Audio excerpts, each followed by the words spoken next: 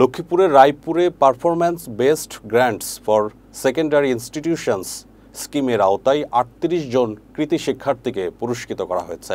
বুধবার সকালে উপজেলা পরিষদ মিলনায়তনে আয়োজিত এই অনুষ্ঠানে প্রধান অতিথি ছিলেন ইউএনও মোহাম্মদ ইমরান খান। বিশেষ অতিথি ছিলেন উপজেলা মাধ্যমিক শিক্ষা অফিসার মোহাম্মদ তহিদুল ইসলাম এবং একাডেমিক সুপারভাইজার মোহাম্মদ মাইনুদ্দিন।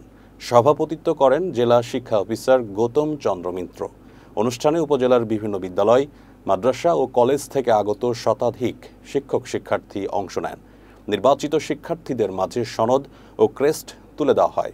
প্রধান অতিথির বক্তব্যে ইউএনও বলেন, আজকের শিক্ষার্থীরাই আগামী দিনের নেতা। এই পুরস্কার তাদের আত্মবিশ্বাস বাড়াবে এবং ভবিষ্যতের সফলতায় অনুপ্রেরণা যোগাবে।